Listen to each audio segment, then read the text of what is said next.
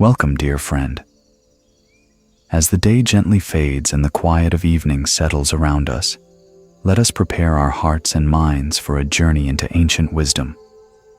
Tonight, we will immerse ourselves in a timeless narrative, a story of faith, deliverance, and divine presence, drawn from the sacred texts of Exodus and the concluding chapter of Deuteronomy. This peaceful reflection will guide us through the remarkable life of Moses, a man who walked closely with the divine, experiencing wonders and challenges that shaped a nation. May these words bring a sense of calm and a deeper connection to the enduring spirit of hope and guidance. As you settle into this moment of tranquility, perhaps you might share with us the time of day where you are, and from what corner of our beautiful world you are listening.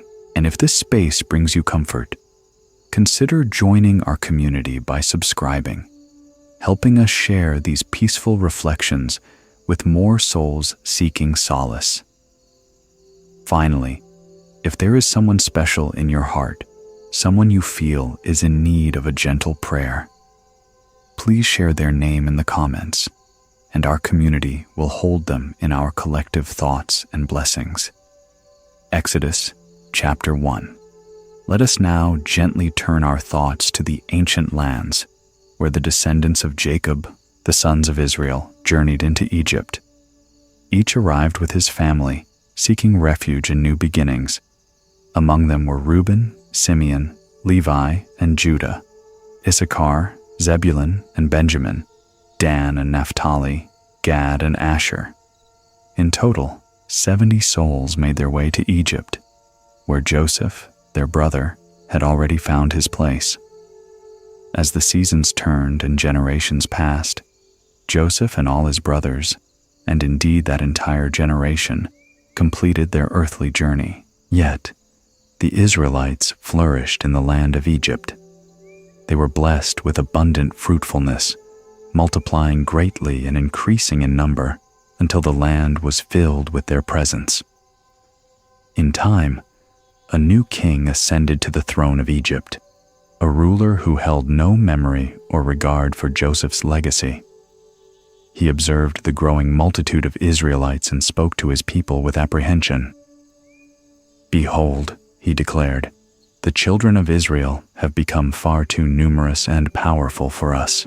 Let us act wisely and carefully with them, lest they continue to grow.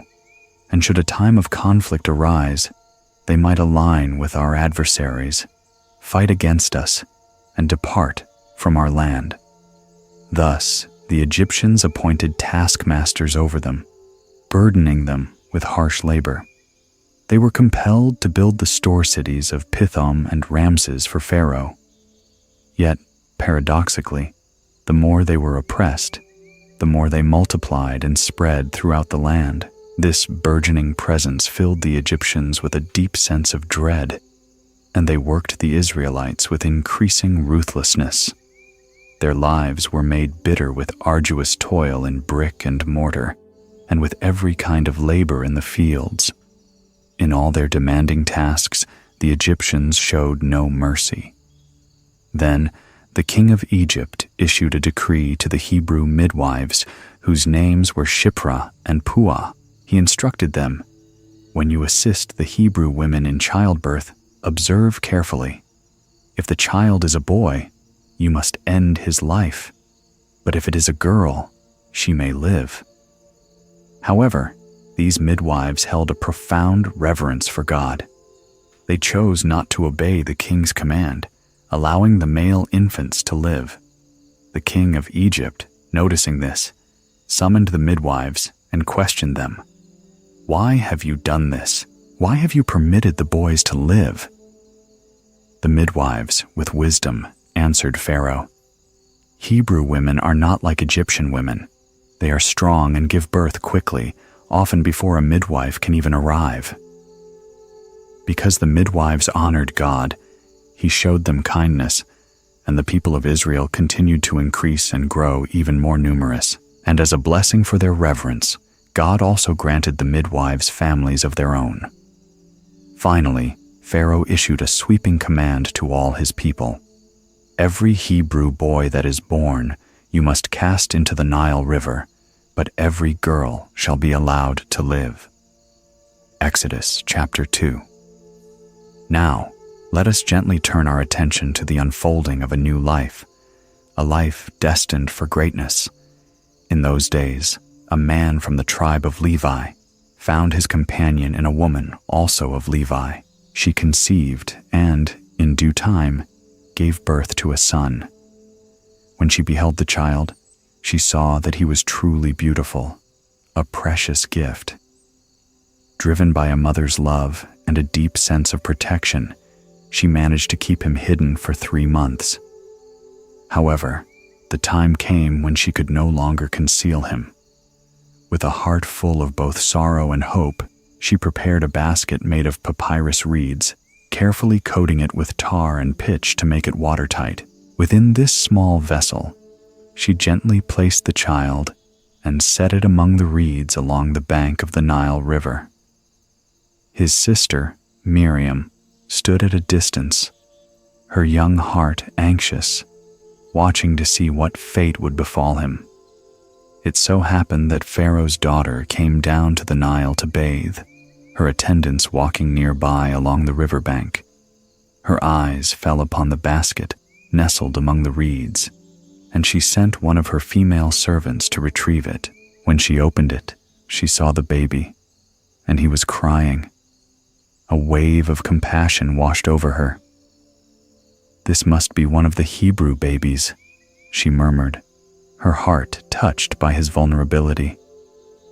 At that moment, the child's sister, who had been observing from afar, approached Pharaoh's daughter. With a gentle voice, she asked, "Shall I go and find a Hebrew woman to nurse the baby for you?" "Yes, go," Pharaoh's daughter replied. So the young girl hurried away and brought the baby's own mother. Pharaoh's daughter then spoke to the mother, "Take this baby and nurse him for me, and I will pay you." And so, the woman took her own child and nursed him, a tender mercy in a time of great hardship. When the child grew older, his mother brought him back to Pharaoh's daughter, and he became her son. She named him Moses, explaining, "Because I drew him out of the water." One day, after Moses had grown to manhood, he went out among his own people and witnessed their harsh labor. His heart was stirred by their suffering. He saw an Egyptian cruelly beating a Hebrew, one of his own kin. Looking this way and that and seeing no one, he acted impulsively, striking down the Egyptian and burying him in the sand. The next day, he went out again and saw 2 Hebrews fighting. He questioned the one who was in the wrong. "Why are you striking your fellow Hebrew?" The man retorted, "Who appointed you ruler and judge over us? Do you intend to kill me as you killed the Egyptian yesterday?" Moses was filled with fear, realizing that his deed had become known. When Pharaoh heard of this, he sought to kill Moses, but Moses, sensing the danger, fled from Pharaoh's presence and found refuge in the land of Midian, where he settled by a well. Now, a priest of Midian had 7 daughters. They came to draw water and fill the troughs for their father's flock. But some shepherds arrived and drove them away. Moses, with a sense of justice, rose to their defense, rescued them, and even drew water for their flock. When the girls returned to their father, Reuel, he asked them, "Why have you returned so early today?" They answered, "An Egyptian rescued us from the shepherds. He even drew water for us and watered the flock." "And where is he?" Reuel inquired of his daughters. "Why did you leave him? Invite him to share a meal with us." Moses agreed to stay with the man, and Reuel, in turn, gave his daughter Zipporah to Moses in marriage. Zipporah later gave birth to a son, whom Moses named Gershom, saying, "I have become a foreigner in a foreign land." During that long period, the king of Egypt passed away. The Israelites, burdened by their slavery, groaned and cried out. Their desperate plea for help, born of their deep suffering, ascended to God.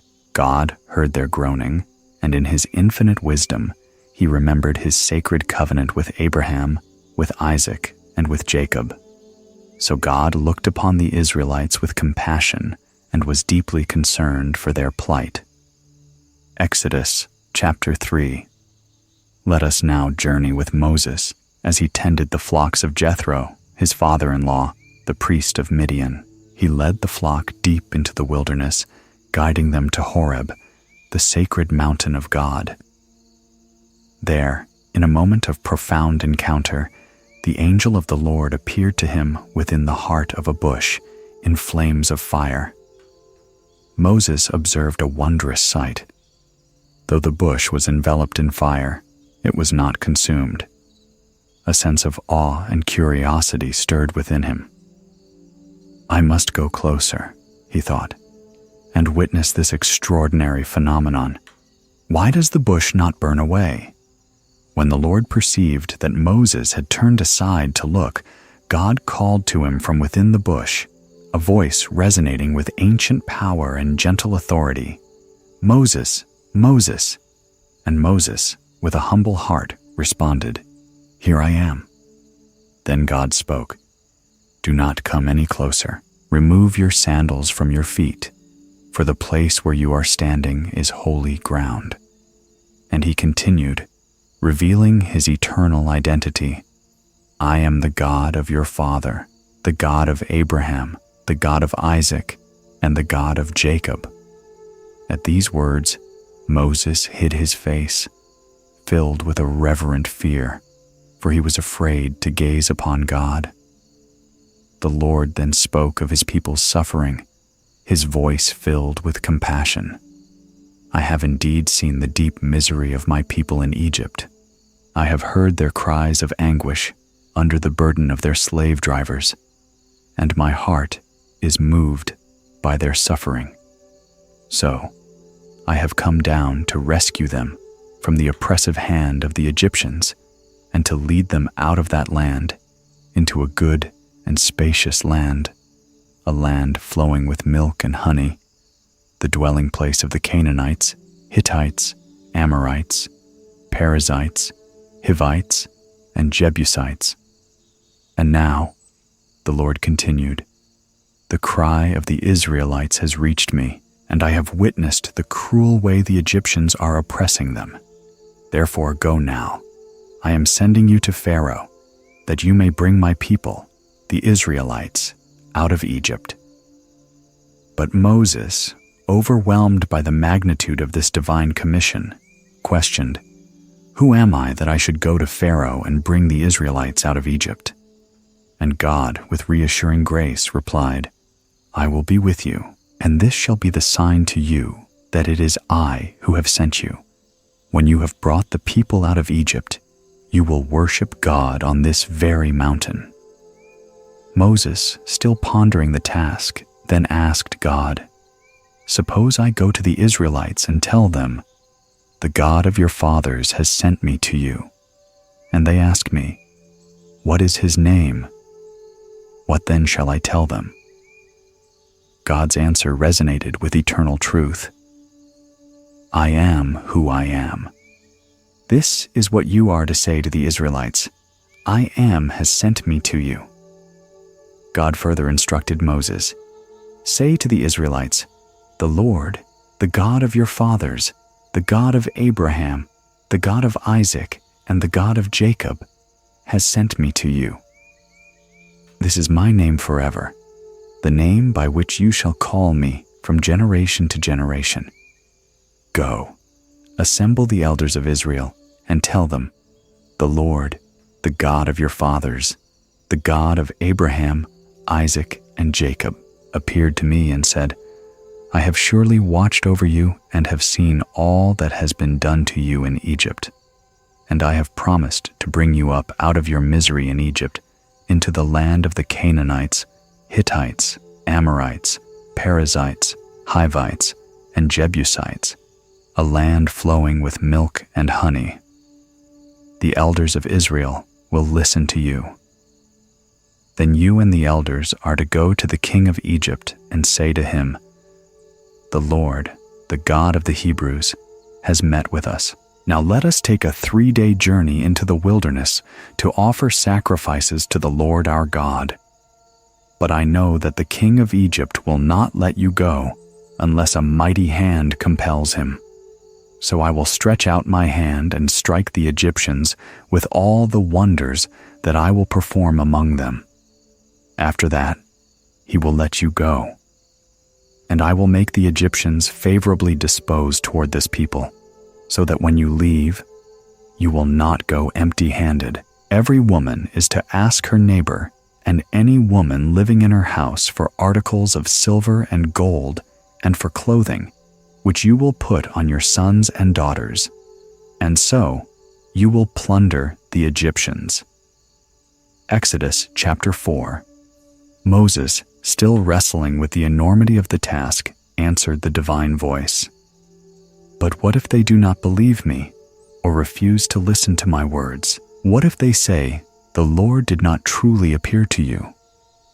Then the Lord, in his infinite wisdom, asked him, "What is that in your hand?" Moses replied, "A staff." The Lord then commanded, "Throw it on the ground."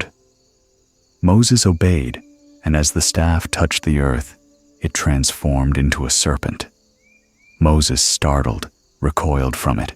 Then the Lord said to him, "Reach out your hand and take it by the tail." With courage, Moses reached out and grasped the serpent, and in his hand it became a staff once more. "This," said the Lord, "is so that they may believe that the Lord, the God of their fathers, the God of Abraham, the God of Isaac, and the God of Jacob, has indeed appeared to you." The Lord then offered another sign, "Put your hand inside your cloak." Moses did so, and when he withdrew it, his hand was afflicted with leprosy, as white as snow. "Now put it back into your cloak," he instructed. Moses placed his hand back inside, and when he drew it out again, it was restored, healthy as the rest of his flesh. "If they do not believe you," the Lord continued, "or if they do not heed the first sign, they may believe the second. But if they still do not believe these 2 signs or listen to your voice, then take some water from the Nile and pour it on the dry ground. The water you take from the river will become blood upon the ground."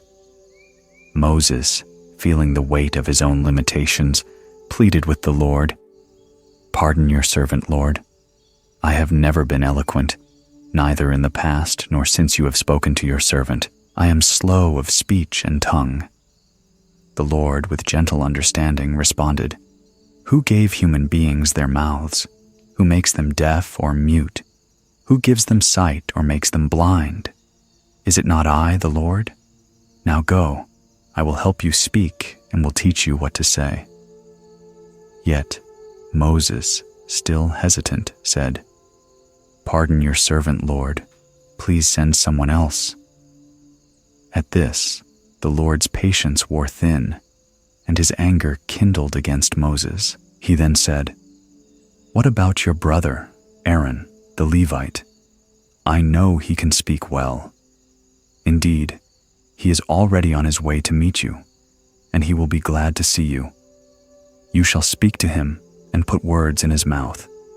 I will help both of you speak and will teach you what to do. He will speak to the people for you, and it will be as if he were your mouth, and as if you were God to him. But take this staff in your hand so that you can perform the signs with it." With these divine assurances, Moses returned to Jethro, his father-in-law, and said to him, "Please let me return to my own people in Egypt to see if any of them are still alive." Jethro, with a kind heart, replied, "Go, and I wish you well." Now, while Moses was still in Midian, the Lord had spoken to him, saying, "Go back to Egypt, for all those who wanted to kill you are dead."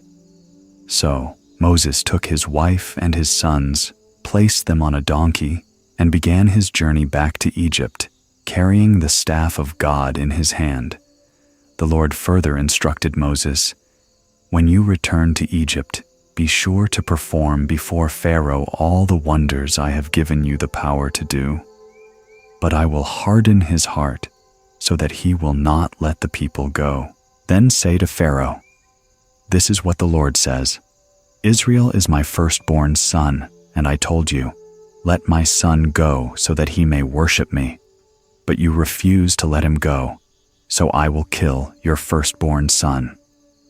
At a lodging place along the way, a mysterious encounter occurred. The Lord met Moses and was about to take his life. But Zipporah, Moses' wife, quickly took a flint knife, cut off her son's foreskin, and touched Moses' feet with it. "Surely you are a bridegroom of blood to me," she declared. And so, the Lord spared him.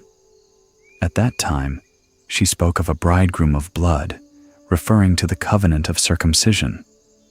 The Lord then spoke to Aaron, "Go into the wilderness to meet Moses." So Aaron went, and they met at the mountain of God, embracing each other. Moses then recounted to Aaron everything the Lord had sent him to say, and also all the signs he had commanded him to perform. Together, Moses and Aaron gathered all the elders of the Israelites. Aaron spoke to them, sharing all that the Lord had revealed to Moses. He also performed the miraculous signs before the people, and they believed. When they heard that the Lord was concerned about them and had seen their misery, they bowed down in worship. Exodus chapter 5. After these profound encounters, Moses and Aaron approached Pharaoh, the king of Egypt, and delivered the divine message. "This is what the Lord, the God of Israel, says: Let my people go, so that they may hold a festival to me in the wilderness." Pharaoh, with a dismissive tone, retorted, "Who is the Lord, that I should obey his voice and let Israel go? I do not know the Lord, and I will not let Israel go." Moses and Aaron persisted, explaining, "The God of the Hebrews has met with us. Please, let us take a 3-day journey into the wilderness to offer sacrifices to the Lord our God, lest he strike us with plagues or with the sword." But the king of Egypt, unmoved, replied, "Moses and Aaron, why are you distracting the people from their labor? Return to your work." Then Pharaoh added, "Look, the people of the land are now numerous, and you are causing them to cease from their burdens." That very day, Pharaoh issued a new, harsher decree to the slave drivers and overseers in charge of the people. "You are no longer to supply the people with straw for making bricks. Let them go and gather their own straw. But you must still require them to make the same number of bricks as before. Do not reduce their quota. They are lazy. That is why they are crying out, 'Let us go and sacrifice to our God.' Make the work heavier for the people, so that they remain occupied and pay no attention to these deceptive words." So the slave drivers and overseers went out and conveyed Pharaoh's decree to the people. "This is what Pharaoh says: I will not give you any more straw. Go and gather your own straw wherever you can find it, but your work will not be reduced at all." The people then scattered throughout all Egypt to gather stubble to use as straw. The slave drivers relentlessly pressed them, demanding, "Complete the work required of you for each day, just as when you had straw." And Pharaoh's slave drivers even beat the Israelite overseers whom they had appointed, demanding, "Why haven't you met your quota of bricks yesterday or today, as before?" Then the Israelite overseers, in their distress, went and appealed to Pharaoh, crying out, "Why have you treated your servants in this manner? Your servants are given no straw. Yet we are commanded to make bricks. Your servants are being beaten, but the fault lies with your own people." Pharaoh, however, was unyielding. "Lazy," he declared. "That's what you are, lazy. That is why you keep saying, 'Let us go and sacrifice to the Lord.' Now get back to work. You will not be given any straw. Yet you must produce your full quota of bricks." The Israelite overseers realized they were in deep trouble when they were told, "You are not to reduce the number of bricks required of you for each day." As they left Pharaoh's presence, they encountered Moses and Aaron waiting to meet them. Filled with bitterness, they said, "May the Lord look upon you and judge you. You have made us obnoxious to Pharaoh and his officials, and have put a sword in their hand to kill us."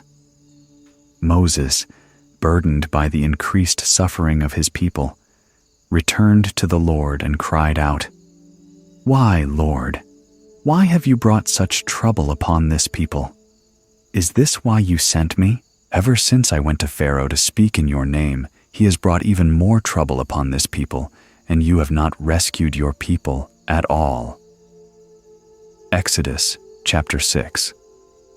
Then, in response to Moses' heartfelt plea, the Lord spoke to him, his voice filled with assurance. "Now you will truly see what I will do to Pharaoh. Because of my mighty hand, he will indeed let them go. Because of my mighty hand, he will even drive them out of his country." God continued, revealing more of his eternal nature to Moses. "I am the Lord. I appeared to Abraham, to Isaac, and to Jacob as God Almighty, El Shaddai. But by my name, the Lord, Yahweh, I did not fully make myself known to them. I also established my covenant with them, promising to give them the land of Canaan, where they resided as foreigners. Moreover, I have heard the groaning of the Israelites, whom the Egyptians are enslaving, and I have remembered my covenant. Therefore, the Lord commanded, say to the Israelites, I am the Lord, and I will bring you out from under the yoke of the Egyptians. I will free you from being slaves to them. I will redeem you with an outstretched arm and with mighty acts of judgment. I will take you as my own people, and I will be your God. Then you will know that I am the Lord your God, who has brought you out from under the yoke of the Egyptians. And I will bring you to the land I swore with uplifted hand to give to Abraham, to Isaac, and to Jacob. I will give it to you as a possession. I am the Lord. Moses faithfully reported these words to the Israelites, but their spirits were so crushed by their discouragement and the harshness of their labor that they could not bring themselves to listen to him. Then the Lord spoke to Moses once more, saying, Go tell Pharaoh, king of Egypt, to let the Israelites go out of his country. But Moses, reflecting on his people's despair, replied to the Lord, If the Israelites themselves will not listen to me, why would Pharaoh listen to me, especially since I speak with faltering lips? Yet the Lord continued to speak to Moses and Aaron concerning the Israelites and Pharaoh, king of Egypt, and he commanded them to bring the Israelites out of Egypt. The narrative then pauses to list the heads of their families, tracing their lineage. The sons of Reuben, the firstborn of Israel, were Hanok and Palu, Hezron, and Carmi. These were the clans of Reuben. The sons of Simeon were Jemuel, Jamin, Ohad, Jachin, Zohar, and Shaul, the son of a Canaanite woman. These were the clans of Simeon. These were the names of the sons of Levi according to their records: Gershon, Kohath, and Merari. Levi lived for 137 years.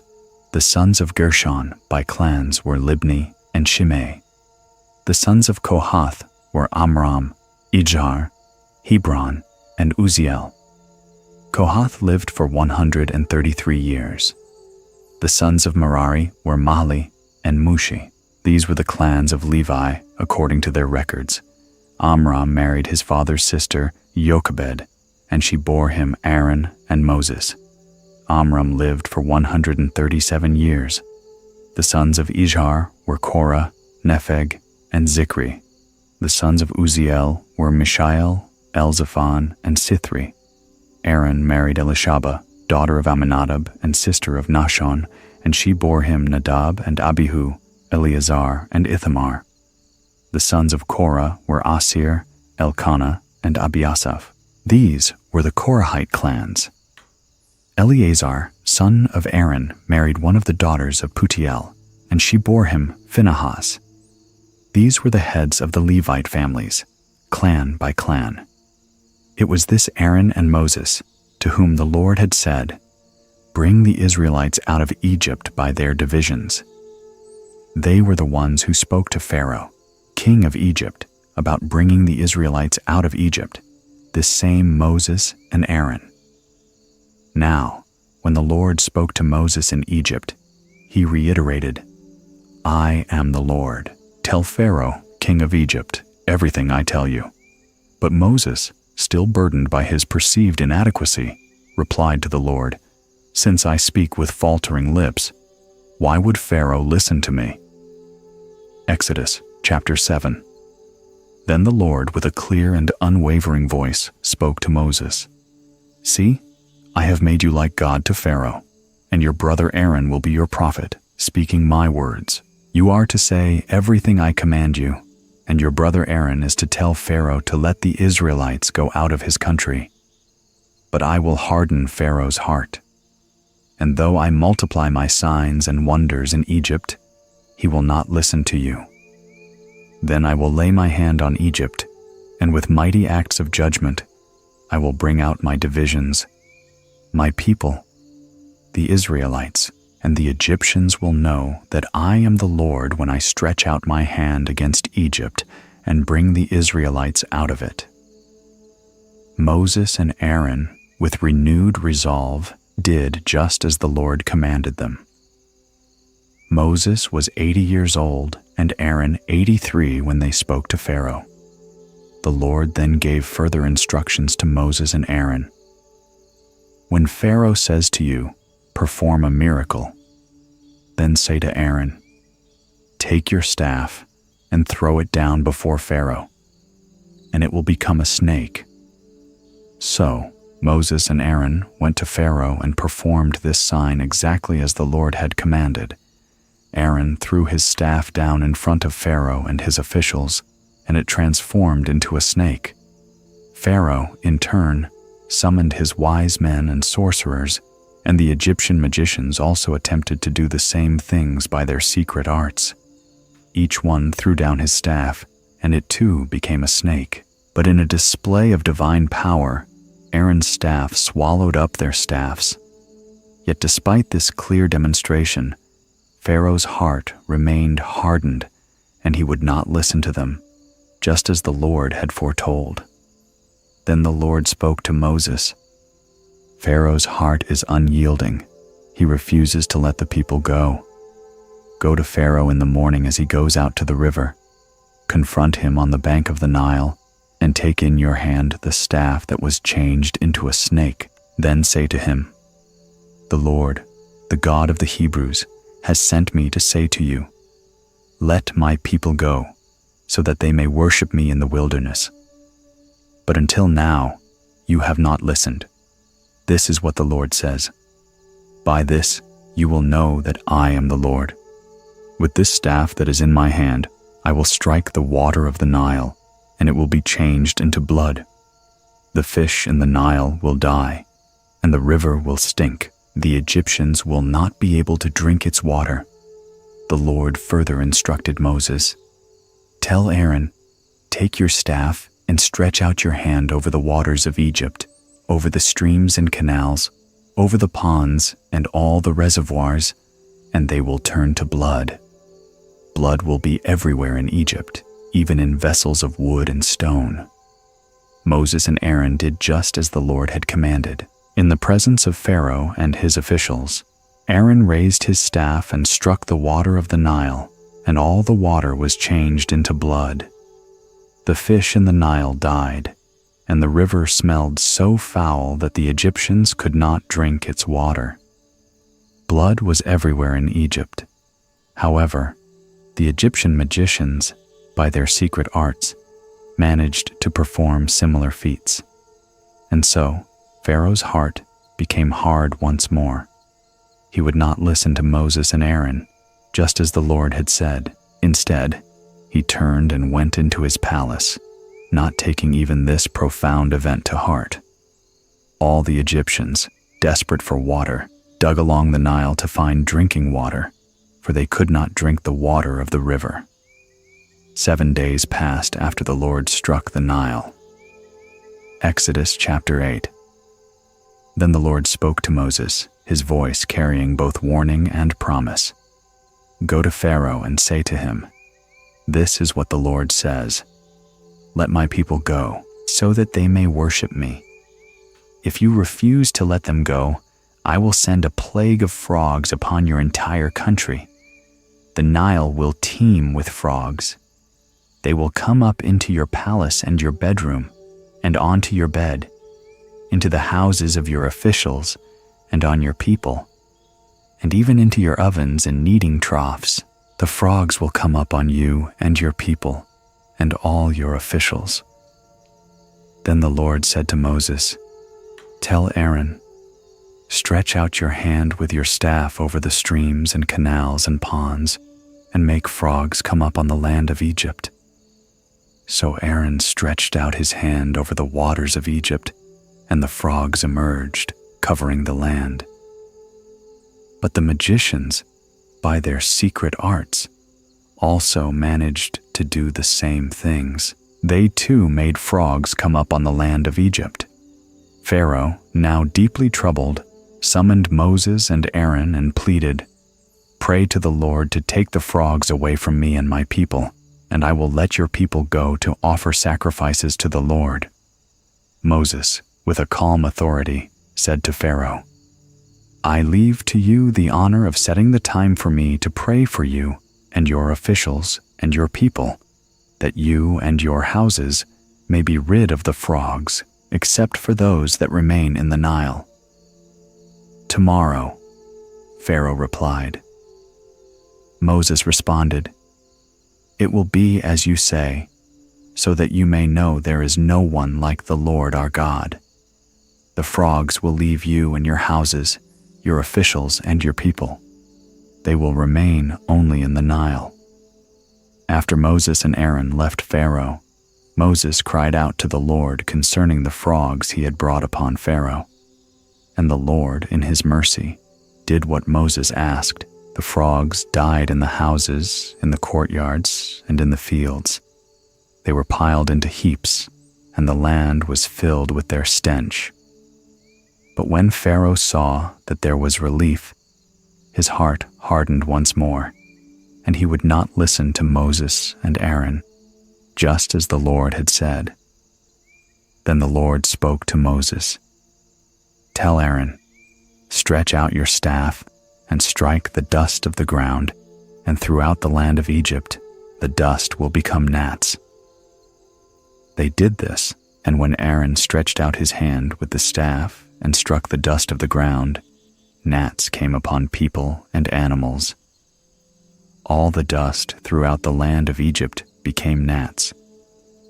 But when the magicians tried to produce gnats by their secret arts, they could not, since the gnats were on people and animals everywhere. The magicians, recognizing a power beyond their own, said to Pharaoh, "This is the finger of God." Yet Pharaoh's heart remained hard, and he would not listen, just as the Lord had said. Then the Lord said to Moses, "Get up early in the morning and confront Pharaoh as he goes to the river. Say to him, 'This is what the Lord says. Let my people go, so that they may worship me. If you do not let my people go, I will send swarms of flies on you and your officials, on your people, and into your houses. The houses of the Egyptians will be full of flies. Even the ground will be covered with them. But on that day, I will deal differently with the land of Goshen, where my people live. No swarms of flies will be there, so that you will know that I, the Lord, am in this land. I will make a distinction between my people and your people. This sign will occur tomorrow. And the Lord did this. Dense swarms of flies poured into Pharaoh's palace and into the houses of his officials throughout Egypt. The land was ruined by the flies. Then Pharaoh summoned Moses and Aaron and said, "Go, sacrifice to your God here in the land." But Moses, with wisdom, replied, "That would not be right. The sacrifices we offer the Lord our God would be detestable to the Egyptians, and if we offer sacrifices that are detestable in their eyes, will they not stone us? We must take a 3-day journey into the wilderness to offer sacrifices to the Lord our God, as He commands us."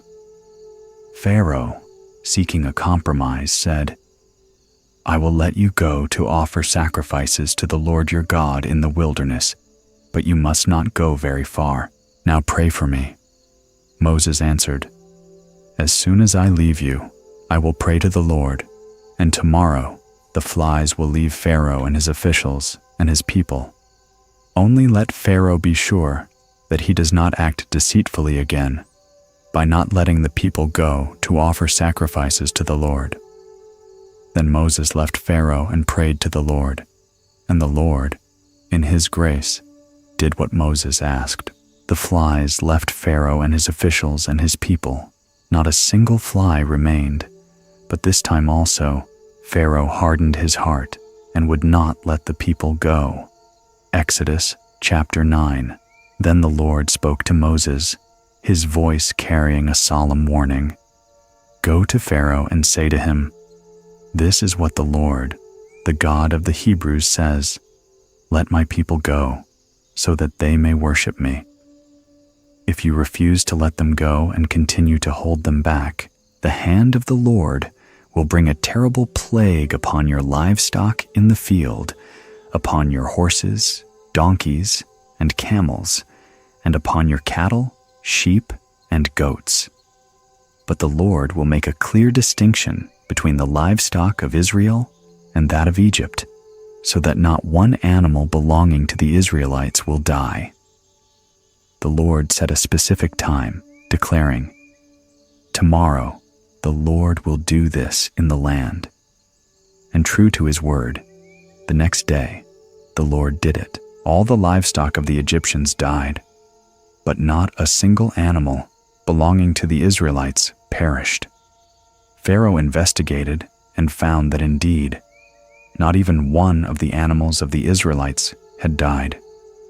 Yet, his heart remained unyielding, and he would not let the people go. Then the Lord said to Moses and Aaron, "Take handfuls of soot from a furnace, and let Moses toss it into the air in the presence of Pharaoh. It will become fine dust over the whole land of Egypt, and festering boils will break out on people and animals throughout the land." So they took soot from a furnace and stood before Pharaoh. Moses tossed it into the air, and festering boils erupted on people and animals. The magicians themselves could not stand before Moses because of the boils that afflicted them and all the Egyptians. But the Lord hardened Pharaoh's heart, and he would not listen to Moses and Aaron, just as the Lord had said to Moses. Then the Lord spoke to Moses once more. "Get up early in the morning, confront Pharaoh, and say to him, 'This is what the Lord, the God of the Hebrews, says, Let my people go, so that they may worship me. For this time I will send the full force of my plagues against you, and against your officials and your people, so you may know that there is no one like me in all the earth. For by now I could have stretched out my hand and struck you and your people with a plague that would have wiped you off the earth. But I have raised you up for this very purpose, that I might show you my power, and that my name might be proclaimed in all the earth. you still set yourself against my people and will not let them go. Therefore, at this time tomorrow, I will send the worst hailstorm that has ever fallen on Egypt from the day it was founded till now. Give an order now to bring your livestock and everything you have in the field to a place of shelter, because the hail will fall on every person and animal that has not been brought in and is still out in the field, and they will die. Those officials of Pharaoh who held a healthy fear of the word of the Lord hurried to bring their slaves and their livestock inside. But those who chose to ignore the word of the Lord left their slaves and livestock in the field. Then the Lord said to Moses, "Stretch out your hand toward the sky so that hail will fall all over Egypt, on people and animals, and on everything growing in the fields of Egypt." When Moses stretched out his staff toward the sky, the Lord sent thunder and hail, and lightning flashed down to the ground. So the Lord rained hail on the land of Egypt. Hail fell, and lightning flashed back and forth. It was the worst storm in all the land of Egypt since it had become a nation. Throughout Egypt, hail struck everything in the fields, both people and animals. It beat down everything growing in the fields and stripped every tree. The only place it did not hail was the land of Goshen, where the Israelites were. Then Pharaoh, humbled by the devastation, summoned Moses and Aaron. "This time I have sinned," he confessed to them. "The Lord is in the right, and I and my people are in the wrong. Pray to the Lord, for we have had enough thunder and hail. I will let you go. You don't have to stay any longer." Moses replied, "When I have gone out of the city, I will spread out my hands in prayer to the Lord.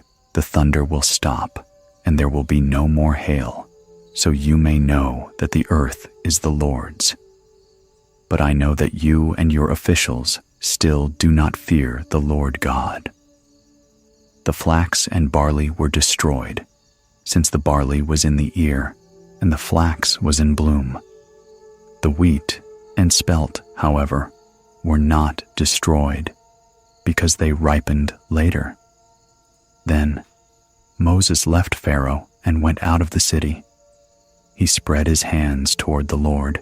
The thunder and hail stopped, and the rain no longer poured down on the land.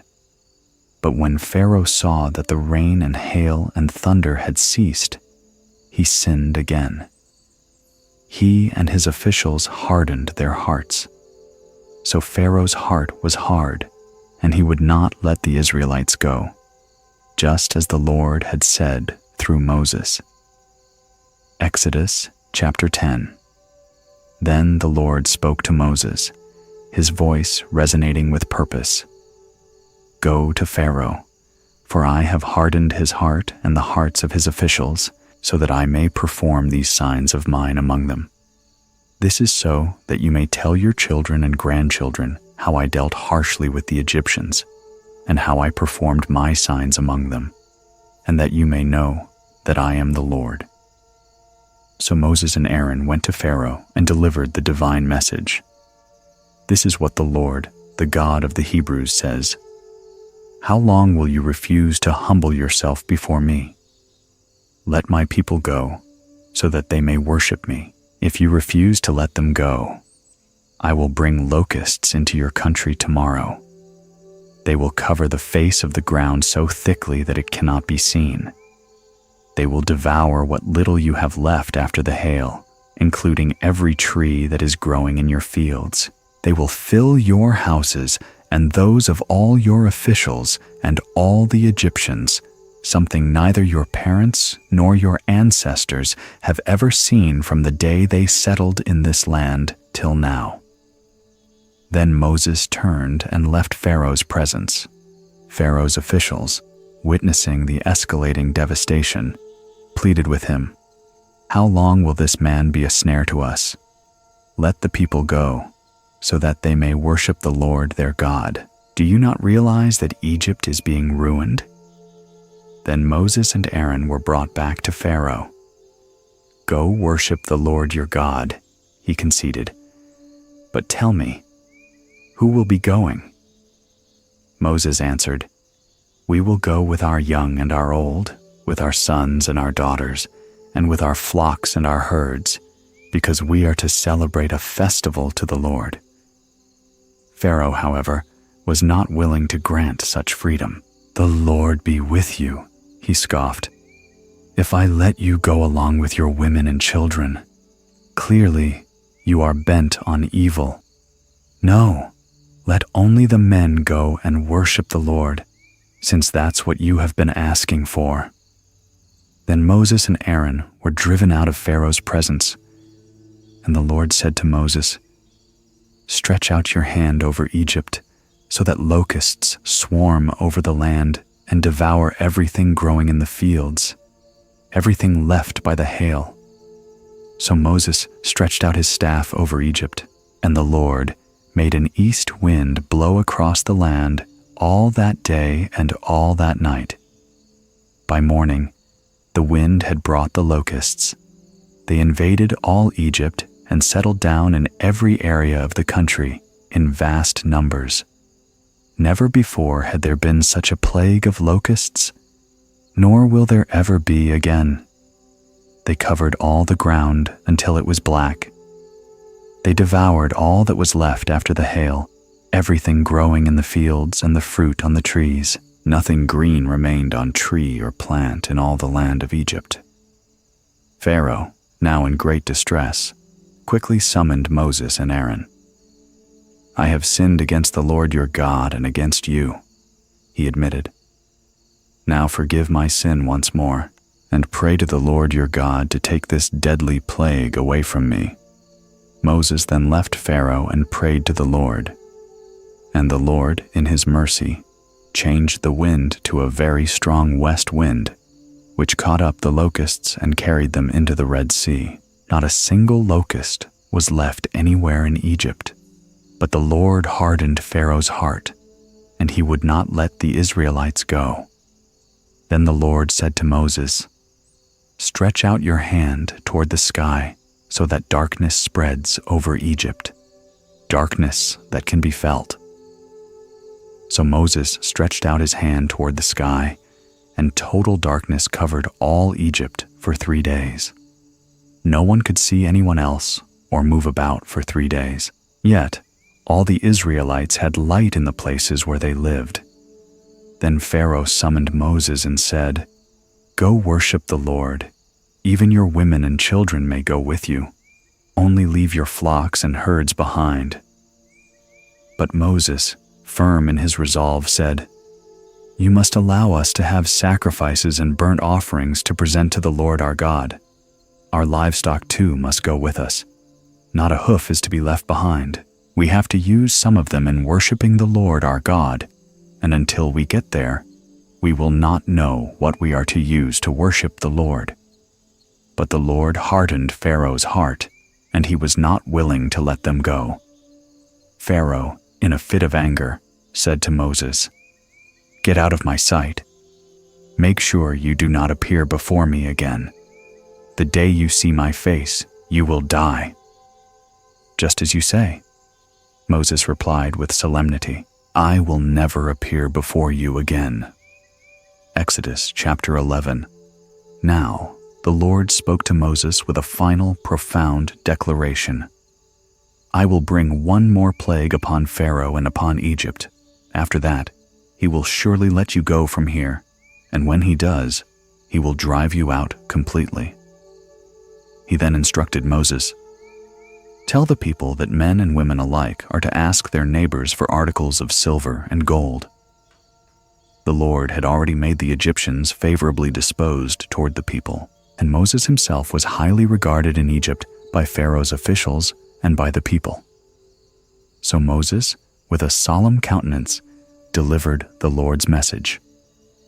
This is what the Lord says, "About midnight I will go throughout Egypt. Every firstborn son in Egypt will die, from the firstborn son of Pharaoh, who sits on the throne, to the firstborn son of the female slave, who is at her handmill, and all the firstborn of the cattle as well. There will be loud wailing throughout Egypt, worse than there has ever been or ever will be again. But among the Israelites, not a dog will bark at any person or animal. Then you will know that the Lord makes a distinction between Egypt and Israel." Moses continued, conveying the full weight of the divine decree. "All these officials of yours will come to me, bowing down before me and saying, 'Go, you and all the people who follow you.' After that, I will leave." Then Moses, hot with righteous anger, left Pharaoh's presence. The Lord had previously said to Moses, "Pharaoh will refuse to listen to you, so that my wonders may be multiplied in Egypt." Moses and Aaron had performed all these wonders before Pharaoh. But the Lord hardened Pharaoh's heart, and he would not let the Israelites go out of his country. Exodus chapter 12. In the land of Egypt, the Lord spoke to Moses and Aaron, setting forth a sacred ordinance. "This month is to be for you the first month of your year. Tell the whole community of Israel that on the 10th day of this month, each man is to take a lamb for his family, one for each household. If any household is too small for a whole lamb, they must share one with their nearest neighbor, taking into account the number of people there are. You are to determine the amount of lamb needed, in accordance with what each person will eat.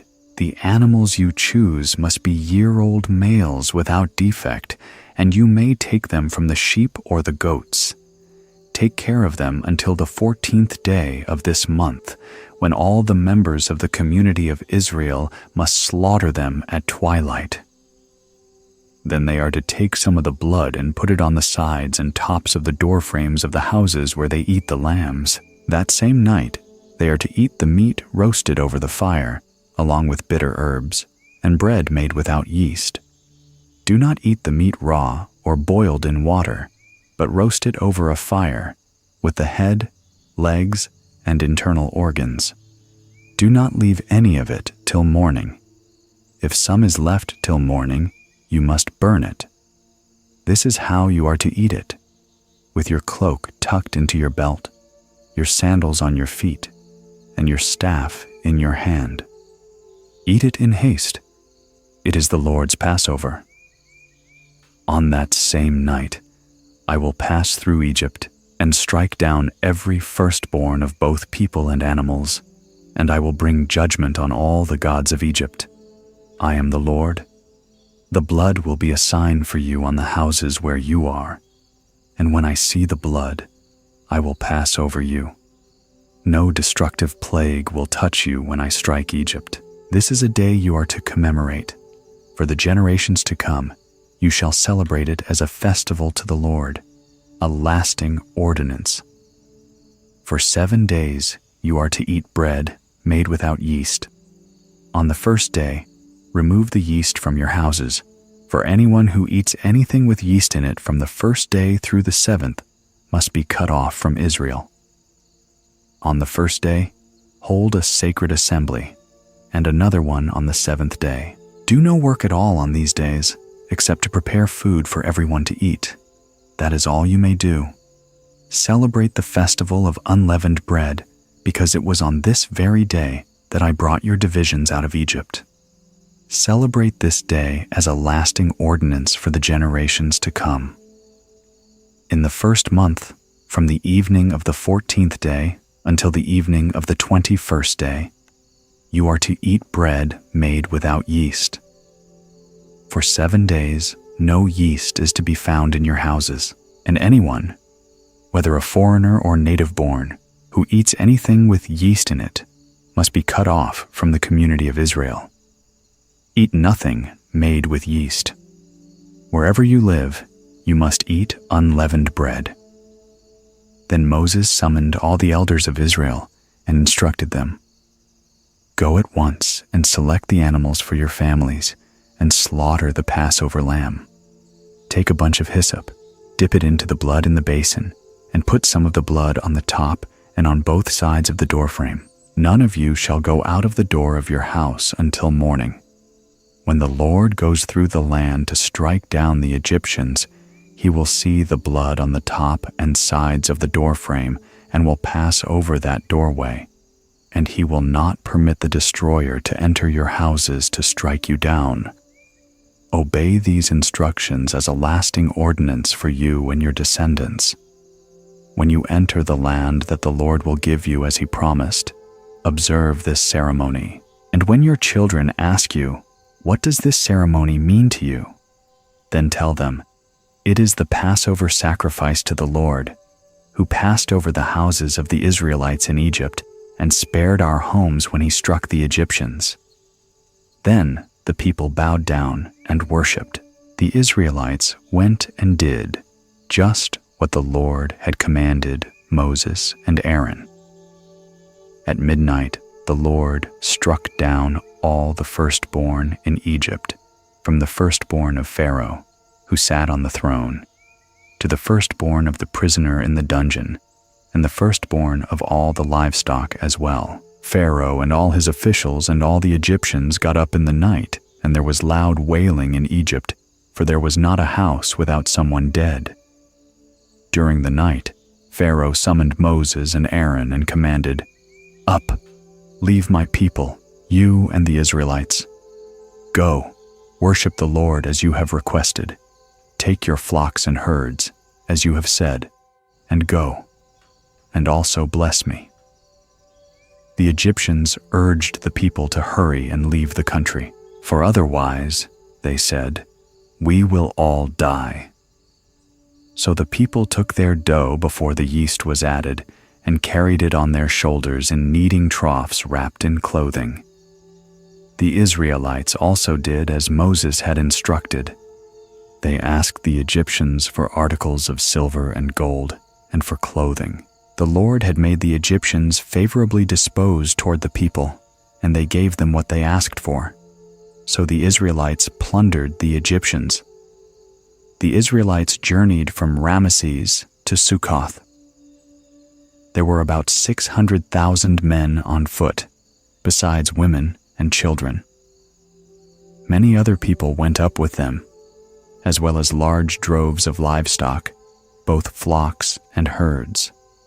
With the dough they had brought from Egypt, they baked unleavened cakes. The dough was without yeast because they had been driven out of Egypt and had no time to prepare food for themselves. The length of time the Israelites lived in Egypt was 430 years. At the end of 430 years, to the very day, all the Lord's divisions left Egypt, because the Lord kept vigil that night to bring them out of Egypt. On this night, all the Israelites are to keep vigil to honor the Lord for the generations to come. The Lord said to Moses and Aaron, "These are the regulations for the Passover. No foreigner may eat it. But if a slave has been bought with money, you may let him eat it after you have circumcised him. No foreigner residing among you or hired worker may eat it. It must be eaten inside one house. Take none of the meat outside the house. Do not break any of the bones. The whole community of Israel must celebrate it. A foreigner residing among you who wants to celebrate the Lord's Passover must have all the males in his household circumcised. Then he may take part like one born in the land. No uncircumcised male may eat it. The same law applies to the native-born and to the foreigner residing among you." All the Israelites did just what the Lord had commanded Moses and Aaron. And on that very day, the Lord brought the Israelites out of Egypt by their divisions. Exodus chapter 13. Then the Lord spoke to Moses, establishing a sacred remembrance. "Consecrate to me every firstborn male, the first offspring of every womb among the Israelites, whether human or animal, belongs to me." Moses then addressed the people, his voice filled with the weight of their deliverance. "Remember this day, the day you came out of Egypt, out of the land of slavery, because the Lord brought you out of it with a mighty hand. Eat nothing containing yeast. Today, in the month of Aviv, you are leaving, when the Lord brings you into the land of the Canaanites, Hittites, Amorites, Hivites, and Jebusites, the land he swore to your ancestors to give you, a land flowing with milk and honey. You are to observe this ceremony in this month. For 7 days eat bread made without yeast, and on the 7th day hold a festival to the Lord. Eat unleavened bread for these 7 days. Nothing with yeast in it is to be seen among you, nor shall any yeast be seen anywhere within your borders. On that day, tell your son, I do this because of what the Lord did for me when I came out of Egypt. This observance will be for you, like a sign on your hand and a reminder on your forehead that this law of the Lord is always on your lips, because the Lord brought you out of Egypt with his mighty hand. You must keep this ordinance at the appointed time, year after year. After the Lord brings you into the land of the Canaanites and gives it to you, as he promised on oath to you and your ancestors, you are to give over to the Lord the first offspring of every womb. All the firstborn males of your livestock belong to the Lord. Redeem every firstborn donkey with a lamb, but if you do not redeem it, break its neck. Redeem every firstborn son among your children. In days to come, when your son asks you, "What does this mean?" say to him, "With a mighty hand, the Lord brought us out of Egypt, out of the land of slavery. When Pharaoh stubbornly refused to let us go, the Lord killed the firstborn of both people and animals in Egypt. This is why I sacrifice to the Lord the first male offspring of every womb and redeem each of my firstborn sons. And it will be like a sign on your hand and a symbol on your forehead that the Lord brought us out of Egypt with his mighty hand." When Pharaoh finally let the people go, God did not lead them on the road through the Philistine country, though that was shorter, for God said, if they face war, they might change their minds and return to Egypt. So God led the people around by the desert road toward the Red Sea. The Israelites went up out of Egypt armed for battle. Moses took the bones of Joseph with him, because Joseph had made the Israelites swear an oath. He had said, "God will surely come to your aid, and then you must carry my bones up with you from this place." After leaving Succoth, they camped at Etham on the edge of the desert. By day, the Lord went ahead of them in a pillar of cloud to guide them on their way, and by night, in a pillar of fire to give them light, so that they could travel by day or night. Neither the pillar of cloud by day, nor the pillar of fire by night left its place in front of the people. Exodus chapter 14. Then the Lord spoke to Moses, guiding their path with divine precision. "Tell the Israelites to turn back and encamp near Pi-hahiroth, between Migdol and the sea, directly opposite Baal-zephon. You are to encamp there by the sea. Pharaoh will think, the Israelites are wandering aimlessly in the land. The desert has closed in on them. And I will harden Pharaoh's heart, and he will pursue them. But I will gain glory for myself through Pharaoh and all his army, and the Egyptians will know that I am the Lord." So the Israelites did this. When the king of Egypt was told that the people had fled, Pharaoh and his officials had a change of heart. "What have we done?" they exclaimed. "Why have we let the Israelites go from serving us?" So Pharaoh had his chariot made ready and took his army with him. He took 600 of the best chariots, along with all the other chariots of Egypt, with officers over all of them.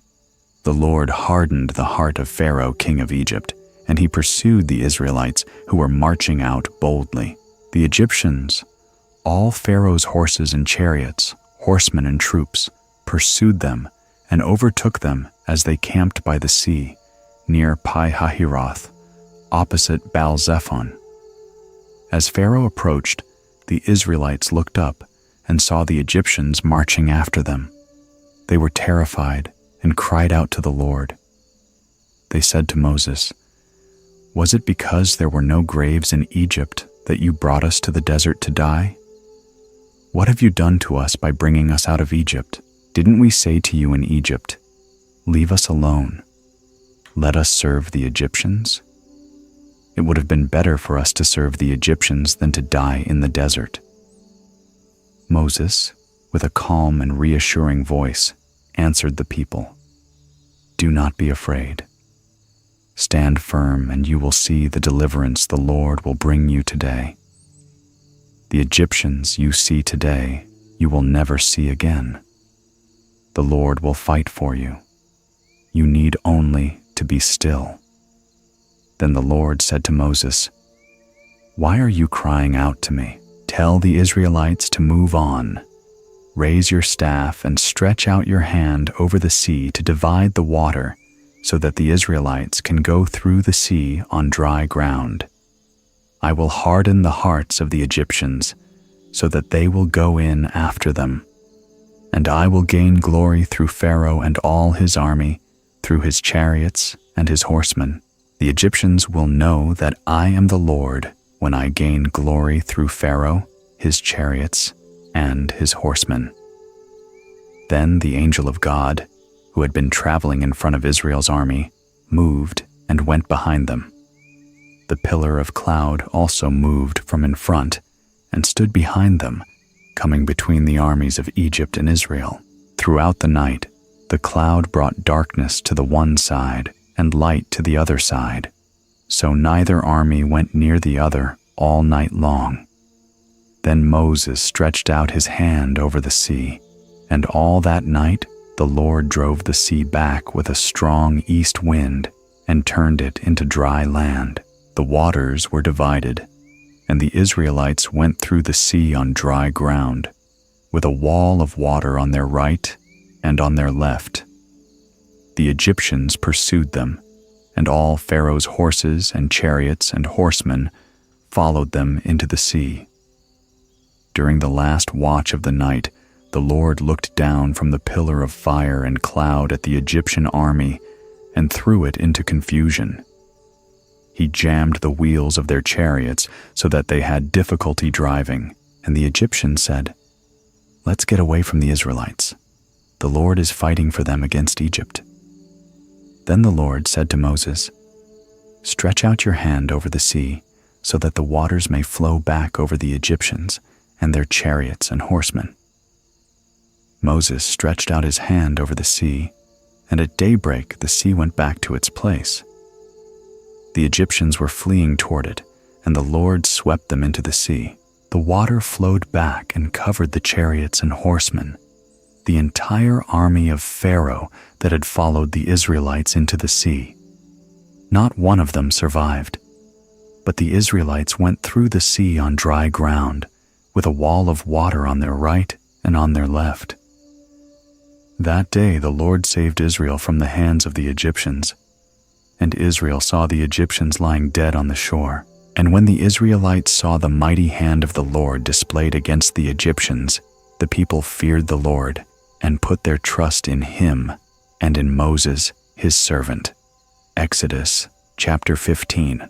Then Moses and the Israelites, with hearts full of gratitude and awe, sang this song to the Lord, a melody of deliverance and praise. I will sing to the Lord, for he is highly exalted. The horse and its rider he has hurled into the sea. The Lord is my strength and my defense. He has become my salvation. He is my God, and I will praise him, my father's God, and I will exalt him. The Lord is a warrior. The Lord is his name. Pharaoh's chariots and his army he has hurled into the sea. The best of Pharaoh's officers are drowned in the Red Sea. The deep waters have covered them. They sank to the depths like a stone. Your right hand, Lord, was majestic in power. Your right hand, Lord, shattered the enemy. In the greatness of your majesty, you overthrew those who rose against you. You unleashed your burning anger. It consumed them like stubble. By the blast of your nostrils, the waters piled up. The surging waters stood firm like a wall. The deep waters congealed in the heart of the sea. The enemy boasted, I will pursue, I will overtake them. I will divide the spoils. I will gorge myself on them. I will draw my sword, and my hand will destroy them. But you blew with your breath, and the sea covered them. They sank like lead in the mighty waters. Who among the gods is like you, Lord? Who is like you, majestic in holiness, awesome in glory, working wonders? You stretched out your right hand, and the earth swallowed them. In your unfailing love, you will lead the people you have redeemed. In your strength, you will guide them to your holy dwelling. The nations will hear and tremble. Anguish will grip the people of Philistia. The chiefs of Edom will be terrified. The leaders of Moab will be seized with trembling. The people of Canaan will melt away. Terror and dread will fall on them. By the power of your arm, they will be as still as a stone, till your people pass by, Lord, till the people you bought pass by. You will bring them in and plant them on your own mountain, the place, Lord, you made for your dwelling, the sanctuary, Lord, your hands established. The Lord will reign forever and ever. For when Pharaoh's horses, chariots, and horsemen went into the sea, the Lord brought the waters of the sea back over them. But the Israelites walked through the sea on dry ground. Then Miriam the prophet, Aaron's sister, took a timbrel in her hand, and all the women followed her, with timbrels and dancing. Miriam sang to them, Sing to the Lord, for he is highly exalted. The horse and its rider he has hurled into the sea. Then Moses led Israel from the Red Sea, and they went into the desert of Shur. For 3 days they traveled in the desert without finding water. When they came to Marah, they could not drink the water because it was bitter. That is why the place was called Marah. So the people grumbled against Moses, saying, What are we to drink? Then Moses cried out to the Lord, and the Lord showed him a piece of wood. Moses threw it into the water, and the water became sweet. There the Lord made a decree and a law for them, and there he tested them. He said, If you diligently listen to the voice of the Lord your God and do what is right in his eyes, if you pay attention to his commands and keep all his decrees, I will not bring on you any of the diseases I brought on the Egyptians, for I am the Lord, who heals you. Then they came to Elim, where there were 12 springs and 70 palm trees, and they camped there near the water. Exodus chapter 16. The entire Israelite community set out from Elim and came to the desert of Sin, which is between Elim and Sinai, on the 15th day of the 2nd month after they had left Egypt. In the desert, the whole community began to grumble against Moses and Aaron. The Israelites said to them, If only we had died by the Lord's hand in Egypt. There we sat around pots of meat and ate all the food we wanted.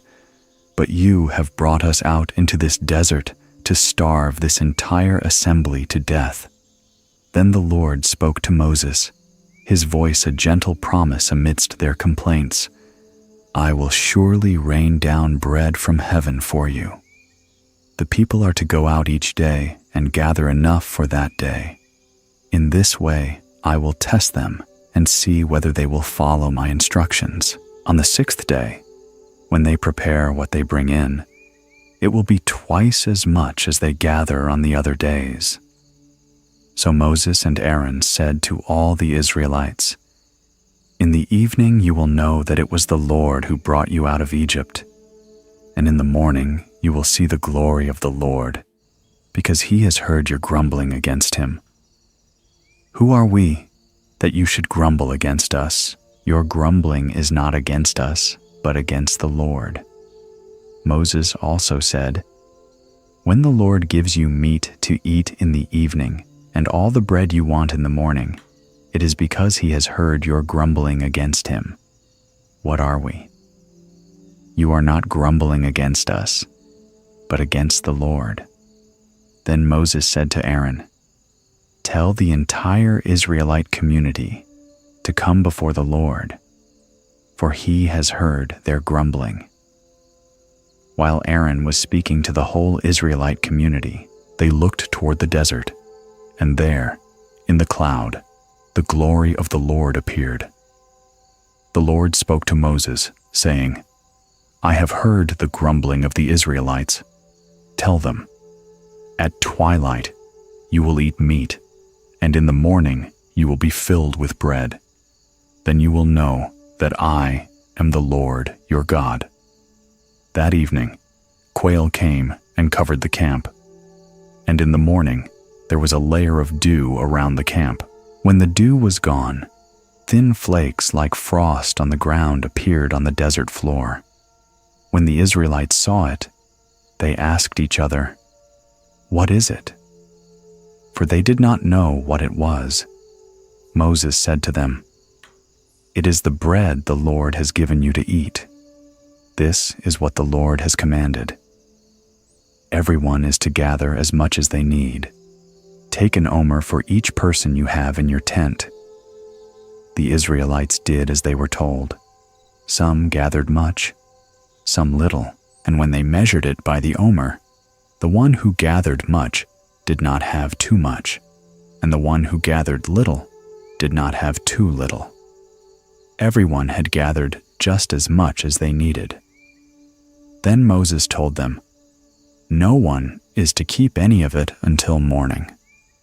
However, some of them paid no attention to Moses. They kept part of it until morning, but it was full of maggots and began to smell. So Moses was angry with them. Each morning everyone gathered as much as they needed, and as the sun grew hot, it melted away. On the 6th day, they gathered twice as much, 2 omers for each person, and all the leaders of the community came and reported this to Moses. He said to them, "This is what the Lord commanded. Tomorrow is to be a day of Sabbath rest, a holy Sabbath to the Lord. So bake what you want to bake and boil what you want to boil. Save whatever is left and keep it until morning." So they saved it until morning, as Moses commanded, and it did not stink or have maggots in it. "Eat it today," Moses said, "because today is a Sabbath to the Lord. You will not find any of it on the ground today. 6 days you are to gather it, but on the 7th day, the Sabbath, there will be none." Yet some of the people went out on the 7th day to gather it, but they found none. Then the Lord said to Moses, "How long will you refuse to keep my commands and my instructions? Bear in mind that the Lord has given you the Sabbath. That is why on the 6th day he gives you bread for 2 days. Everyone is to stay where they are on the 7th day. No one is to go out." So the people rested on the 7th day. The people of Israel called the bread manna. It was white like coriander seed and tasted like wafers made with honey. Moses said, "This is what the Lord has commanded. Take an omer of manna and keep it for the generations to come, so they can see the bread I gave you to eat in the wilderness when I brought you out of Egypt." So Moses said to Aaron, "Take a jar and put an omer of manna in it. Then place it before the Lord to be kept for the generations to come." As the Lord commanded Moses, Aaron put the manna with the tablets of the covenant law, so that it might be preserved. The Israelites ate manna for 40 years, until they came to a land that was settled. They ate manna until they reached the border of Canaan. An omer is 1/10 of an ephah. Exodus chapter 17. The entire Israelite community moved on from the desert of Sin, traveling from place to place as the Lord commanded. They camped at Rephidim, but there was no water for the people to drink. So once again, the people grumbled against Moses. "Give us water to drink," they demanded. Moses replied, "Why do you grumble against me? Why do you put the Lord to the test?" But the people were thirsty for water there, and they continued to grumble against Moses. They said, "Why did you bring us up out of Egypt to make us and our children and livestock die of thirst?" Then Moses cried out to the Lord, "What am I to do with these people? They are almost ready to stone me." The Lord answered Moses, his voice a calm assurance amidst the turmoil. "Go out in front of the people. Take with you some of the elders of Israel, and take in your hand the staff with which you struck the Nile, and go. I will stand there before you by the rock at Horeb. Strike the rock, and water will come out of it for the people to drink." Moses did this in the sight of the elders of Israel, and he called the place Massah and Meribah because the Israelites quarreled and because they tested the Lord, saying, "Is the Lord among us or not?" While they were at Rephidim, the Amalekites came and attacked the Israelites. Moses then said to Joshua, "Choose some of our men and go out and fight the Amalekites. Tomorrow I will stand on top of the hill with the staff of God in my hands." So Joshua fought the Amalekites as Moses had ordered, while Moses, Aaron, and Hur went up to the top of the hill. As long as Moses held up his hands, the Israelites were winning, but whenever he lowered his hands, the Amalekites were winning. When Moses' hands grew tired, they took a stone and put it under him, and he sat on it. Aaron and Hur held his hands up, one on one side, one on the other, so that his hands remained steady till sunset. So Joshua overcame the Amalekite army with the sword. Then the Lord said to Moses, "Write this on a scroll as something to be remembered and recite it to Joshua. I will completely blot out the name of Amalek from under heaven." Moses built an altar and called it, "The Lord is my banner." He said, "Because hands were lifted up against the throne of the Lord will be at war against the Amalekites from generation to generation." Exodus chapter 18. Now Jethro, the priest of Midian and Moses' father-in-law, heard all that God had done for Moses and for his people Israel, and how the Lord had brought Israel out of Egypt. After Moses had sent away his wife Zipporah, Jethro had taken her back, along with Moses' 2 sons. One son was named Gershom, for Moses had said, "I have become a foreigner in a foreign land." The other was named Eleazar, for he had said, "My father's God was my helper. He saved me from the sword of Pharaoh." Jethro, Moses' father-in-law, came to him in the desert, where he was camped near the mountain of God. He sent word to Moses, "I, your father-in-law Jethro, am coming to you with your wife and her 2 sons." So Moses went out to meet his father-in-law and bowed down and kissed him. They greeted each other and then went into the tent. Moses recounted to his father-in-law all that the Lord had done to Pharaoh and to the Egyptians for Israel's sake, and all the hardships they had encountered on the way, and how the Lord had delivered them. Jethro rejoiced at all the good things the Lord had done for Israel in rescuing them from the hand of the Egyptians. He exclaimed, "Praise be to the Lord, who rescued you from the hand of the Egyptians and of Pharaoh, and who rescued the people from the hand of the Egyptians. Now I know that the Lord is greater than all other gods, for he did this to those who had treated Israel arrogantly." Then Jethro, Moses' father-in-law, brought a burnt offering and other sacrifices to God, and Aaron came with all the elders of Israel to eat a meal with Moses' father-in-law in the presence of God. The next day, Moses took his seat to serve as judge for the people, and they stood around him from morning till evening. When his father-in-law saw all that Moses was doing for the people, he asked, "What is this you are doing for the people? Why do you alone sit as judge, while all these people stand around you from morning till evening?" Moses answered him, "Because the people come to me to seek God's will. Whenever they have a dispute, it is brought to me, and I decide between the parties and inform them of God's decrees and instructions." Moses' father-in-law replied, "What you are doing is not good. You and these people who come to you will only wear yourselves out. The work is too heavy for you. You cannot handle it alone. Listen now to me, and I will give you some advice, and may God be with you. You must be the people's representative before God and bring their disputes to Him. Teach them His decrees and instructions, and show them the way to live and the duties they are to perform.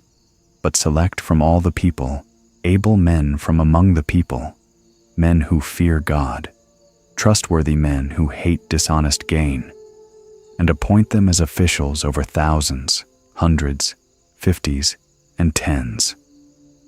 Have them serve as judges for the people at all times. They should bring every difficult case to you, but handle every minor case themselves. That will make your load lighter, because they will share it with you. If you do this, and God so commands, you will be able to stand the strain, and all these people will go home satisfied." Moses listened to his father-in-law and did everything he said. He chose capable men from all Israel and made them leaders of the people, officials over thousands, hundreds, fifties, and tens.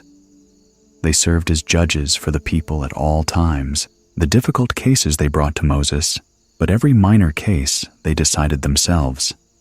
Then Moses sent his father-in-law on his way, and Jethro returned to his own country. Exodus chapter 19. In the 3rd month after the Israelites left Egypt, on the very day, they came to the desert of Sinai. After they set out from Rephidim, they entered the desert of Sinai, and Israel camped there in the desert in front of the mountain. Then Moses went up to God, and the Lord called to him from the mountain, saying, "This is what you are to say to the descendants of Jacob, and what you are to tell the people of Israel. You yourselves have seen what I did to Egypt, and how I carried you on eagle's wings and brought you to myself. Now if you obey me fully and keep my covenant, then out of all nations you will be my treasured possession. Although the whole earth is mine, you will be for me a kingdom of priests and a holy nation." These are the words you are to speak to the Israelites. So Moses came down and summoned the elders of the people and set before them all the words the Lord had commanded him to speak. The people all responded together, "We will do everything the Lord has said." So Moses brought their answer back to the Lord. The Lord said to Moses, "I am going to come to you in a dense cloud, so that the people will hear me speaking with you and will always believe you." Then Moses told the Lord what the people had said. And the Lord said to Moses, "Go to the people and consecrate them today and tomorrow. Have them wash their clothes and be ready by the 3rd day, because on that day the Lord will come down on Mount Sinai in the sight of all the people. Put limits for the people all around the mountain. Tell them, be careful not to go up on the mountain or even touch the foot of it. Anyone who touches the mountain is to be put to death. They are to be stoned or shot with arrows. Not a hand is to be laid on them. No person or animal shall be permitted to live. Only when the ram's horn sounds a long blast may they approach the mountain." After Moses had gone down the mountain to the people, he consecrated them, and they washed their clothes.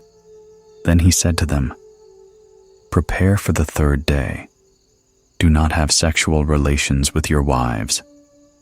On the morning of the third day, there was thunder and lightning, with a thick cloud over the mountain, and a very loud trumpet blast. Everyone in the camp trembled.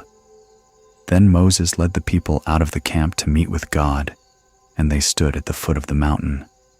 Mount Sinai was covered in smoke, because the Lord descended on it in fire. The smoke billowed up from it like smoke from a furnace, and the whole mountain trembled violently. As the sound of the trumpet grew louder and louder, Moses spoke, and the voice of God answered him. The Lord descended to the top of Mount Sinai and called Moses to the top of the mountain. So Moses went up. The Lord said to him, "Go down and warn the people not to break through to see the Lord, or many of them will perish. Even the priests who approach the Lord must consecrate themselves, or the Lord will break out against them." Moses replied to the Lord, "The people cannot come up Mount Sinai, because you yourself warned us. Put limits around the mountain and set it apart as holy." The Lord replied, "Go down and bring Aaron up with you, but the priests and the people must not break through to come up to the Lord, or he will break out against them." So Moses went down to the people and told them. Exodus chapter 20. Then God spoke all these words, his voice resonating with divine authority and love. "I am the Lord your God, who brought you out of Egypt, out of the land of slavery. You shall have no other gods before me. You shall not make for yourself an image in the form of anything in heaven above or on the earth beneath or in the waters below. You shall not bow down to them or worship them. For I, the Lord your God, am a jealous God, punishing the children for the sin of the parents to the third and fourth generation of those who hate me, but showing love to 1,000 generations of those who love me and keep my commandments. You shall not misuse the name of the Lord your God, for the Lord will not hold anyone guiltless who misuses his name. Remember the Sabbath day by keeping it holy. 6 days you shall labor and do all your work, but the seventh day is a Sabbath to the Lord your God. On it you shall not do any work, neither you, nor your son or daughter, nor your male or female servant, nor your animals, nor any foreigner residing in your towns. For in 6 days the Lord made the heavens and the earth, the sea, and all that is in them. But he rested on the seventh day. Therefore the Lord blessed the Sabbath day and made it holy. Honor your father and your mother, so that you may live long in the land the Lord your God is giving you. You shall not murder. You shall not commit adultery. You shall not steal. You shall not give false testimony against your neighbor. You shall not covet your neighbor's house.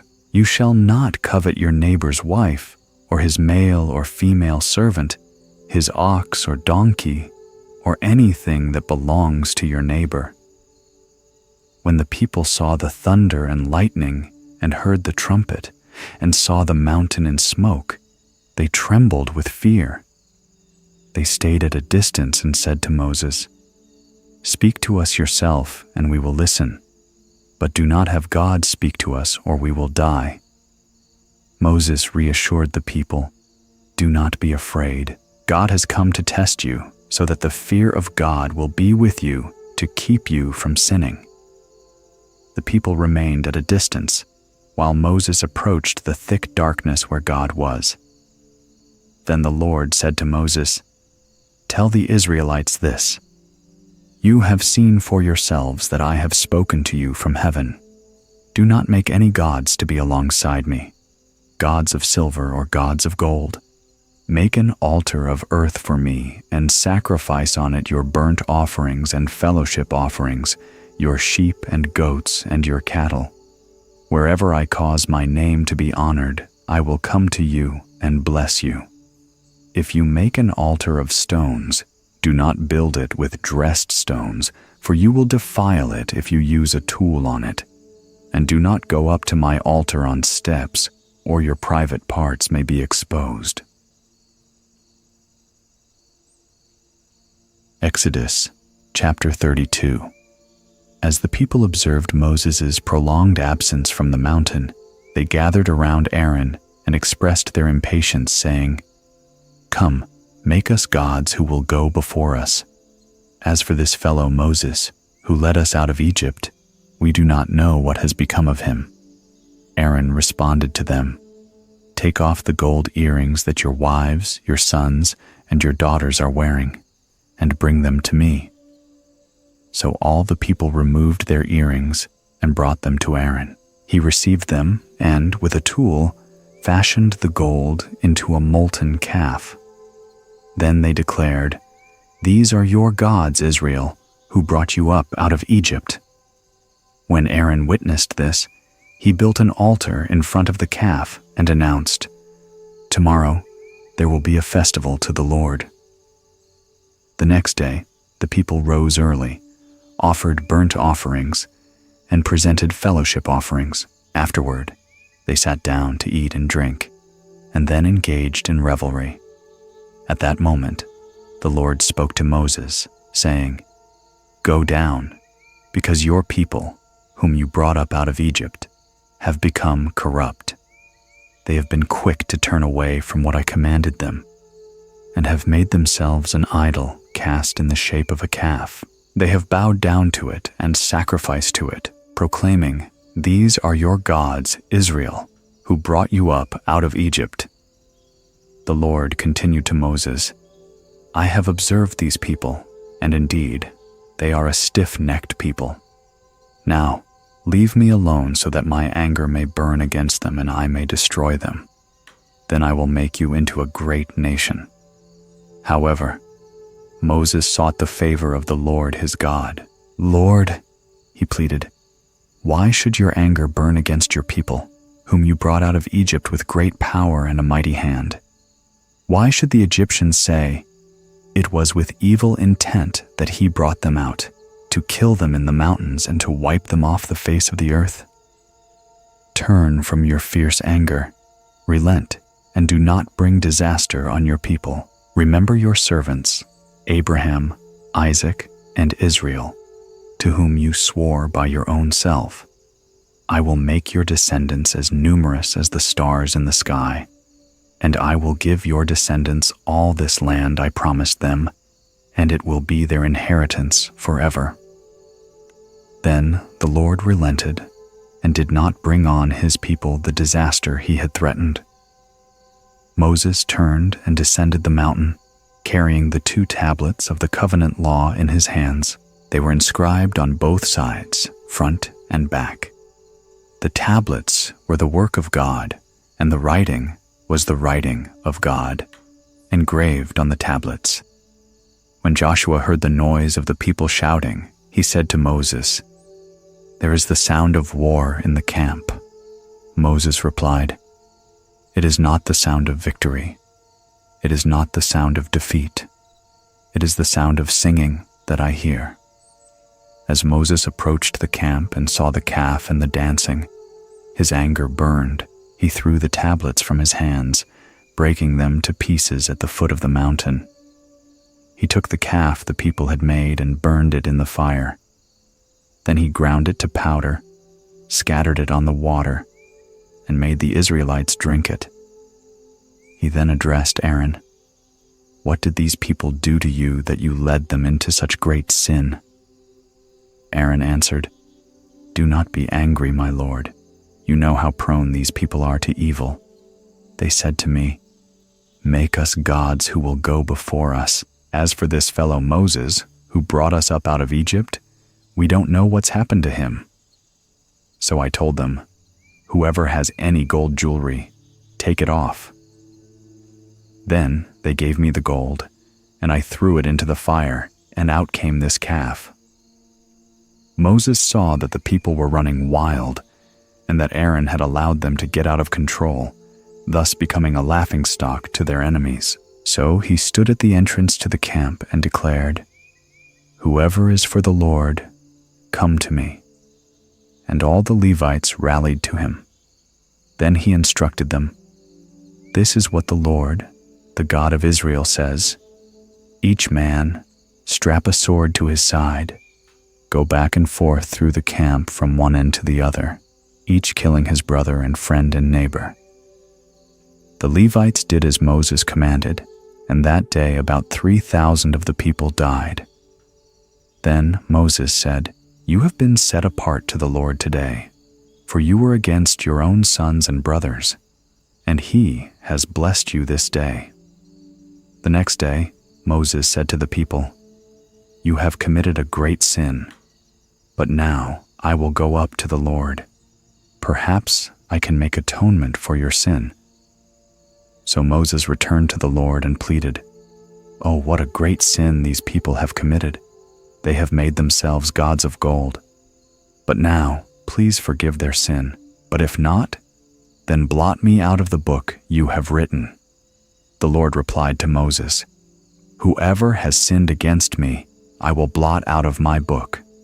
Now go, lead the people to the place I spoke of, and my angel will go before you.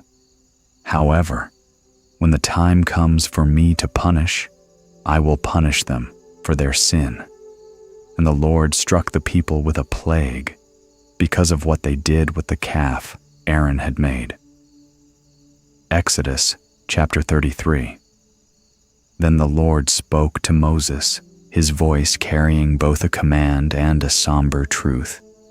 "Leave this place, you and the people you brought up out of Egypt, and go up to the land I promised on oath to Abraham, Isaac, and Jacob, saying, I will give it to your descendants. I will send an angel before you and drive out the Canaanites, Amorites, Hittites, Perizzites, Hivites, and Jebusites. Go up to the land flowing with milk and honey, but I will not go with you, because you are a stiff-necked people, and I might destroy you on the way." When the people heard these distressing words, they began to mourn, and no one put on any ornaments. For the Lord had said to Moses, "Tell the Israelites, you are a stiff-necked people. If I were to go with you even for a moment, I might destroy you. Now take off your ornaments, and I will decide what to do with you." So the Israelites stripped off their ornaments at Mount Horeb. Now Moses used to take a tent and pitch it outside the camp some distance away, calling it the tent of meeting. Anyone inquiring of the Lord would go to the tent of meeting outside the camp, and whenever Moses went out to the tent, all the people rose and stood at the entrances to their tents, watching Moses until he entered the tent. As Moses went into the tent, the pillar of cloud would come down and stay at the entrance, while the Lord spoke with Moses. Whenever the people saw the pillar of cloud standing at the entrance to the tent, they all stood and worshipped, each at the entrance to their tent. The Lord would speak to Moses face to face, as one speaks to a friend. Then Moses would return to the camp, but his young assistant, Joshua son of Nun, did not leave the tent. Moses then spoke to the Lord, "You have been telling me, 'Lead these people,' but you have not let me know whom you will send with me. You have said, 'I know you by name, and you have found favor with me.' If you are pleased with me, teach me your ways so I may know you, and continue to find favor with you. Remember that this nation is your people." The Lord replied, "My presence will go with you, and I will give you rest." Then Moses said to him, "If your presence does not go with us, do not send us up from here. How will anyone know that you are pleased with me and with your people unless you go with us? What else will distinguish me and your people from all the other people on the face of the earth?" And the Lord said to Moses, "I will do the very thing you have asked, because I am pleased with you, and I know you by name." Then Moses, with a deep longing, said, "Now show me your glory." And the Lord said, "I will cause all my goodness to pass in front of you, and I will proclaim my name, the Lord, in your presence. I will have mercy on whom I will have mercy, and I will have compassion on whom I will have compassion. But," he added, "you cannot see my face, for no one may see me and live." Then the Lord said, "There is a place near me where you may stand on a rock. When my glory passes by, I will put you in a cleft in the rock and cover you with my hand until I have passed by. Then I will remove my hand, and you will see my back, but my face must not be seen." Exodus chapter 34. The Lord then instructed Moses, "Chisel out 2 stone tablets like the first ones, and I will write on them the words that were on the first tablets, which you broke. Be ready in the morning, and then come up on Mount Sinai. Present yourself to me there on the top of the mountain. No one is to come with you or be seen anywhere on the mountain. Not even the flocks and herds may graze in front of the mountain." So Moses chiseled out 2 stone tablets like the first ones and went up Mount Sinai early in the morning, as the Lord had commanded him. He carried the 2 stone tablets in his hands. Then the Lord came down in the cloud and stood there with him and proclaimed his name, the Lord. And he passed in front of Moses, proclaiming, the Lord, the compassionate and gracious God, slow to anger, abounding in love and faithfulness, maintaining love to thousands, and forgiving wickedness, rebellion, and sin. Yet he does not leave the guilty unpunished. He punishes the children and their children for the sin of the parents to the 3rd and 4th generation. Moses bowed to the ground at once and worshipped. "Lord," he said, "if I have found favor in your eyes, then let the Lord go with us. Although this is a stiff-necked people, forgive our wickedness and our sin, and take us as your inheritance." Then the Lord said, "I am making a covenant with you. Before all your people, I will do wonders never before done in any nation in all the world. The people you live among will see how awesome is the work that I, the Lord, will do for you. Obey what I command you today. I will drive out before you the Amorites, Canaanites, Hittites, Perizzites, Hivites, and Jebusites. Be careful not to make a treaty with those who live in the land where you are going, or they will be a snare among you. Break down their altars, smash their sacred stones, and cut down their Asherah poles. Do not worship any other god, for the Lord, whose name is jealous, is a jealous God. Be careful not to make a treaty with those who live in the land, for when they prostitute themselves to their gods and sacrifice to them, they will invite you, and you will eat their sacrifices. And when you choose some of their daughters as wives for your sons, and those daughters prostitute themselves to their gods, they will lead your sons to do the same. Do not make any idols. Celebrate the festival of unleavened bread. For 7 days, eat bread made without yeast, as I commanded you. Do this at the appointed time in the month of Aviv, for in that month you came out of Egypt. The first offspring of every womb belongs to me, including all the firstborn males of your livestock, whether from herd or flock. Redeem the firstborn donkey with a lamb, but if you do not redeem it, break its neck. Redeem all your firstborn sons. No one is to appear before me empty-handed. 6 days you shall labor, but on the 7th day you shall rest. Even during the plowing season and harvest, you must rest. Celebrate the festival of weeks with the first fruits of the wheat harvest, and the festival of ingathering at the turn of the year. 3 times a year, all your men are to appear before the sovereign Lord, the God of Israel, I will drive out nations before you and enlarge your territory, and no one will covet your land when you go up 3 times each year to appear before the Lord your God. Do not offer the blood of a sacrifice to me along with anything containing yeast. And do not let any of the sacrifice from the Passover festival remain until morning. Bring the best of the first fruits of your soil to the house of the Lord your God. Do not cook a young goat in its mother's milk. Then the Lord said to Moses, Write down these words, for in accordance with these words I have made a covenant with you and with Israel. Moses was there with the Lord 40 days and 40 nights without eating bread or drinking water, and he wrote on the tablets the words of the covenant, the 10 commandments. When Moses came down from Mount Sinai with the 2 tablets of the covenant law in his hands, he was not aware that his face was radiant because he had spoken with the Lord. When Aaron and all the Israelites saw Moses, his face was radiant, and they were afraid to come near him. But Moses called to them. So Aaron and all the leaders of the community came back to him, and he spoke to them. Afterwards, all the Israelites came near him, and he gave them all the commands the Lord had given him on Mount Sinai. When Moses finished speaking to them, he put a veil over his face. But whenever he entered the Lord's presence to speak with him, he removed the veil until he came out.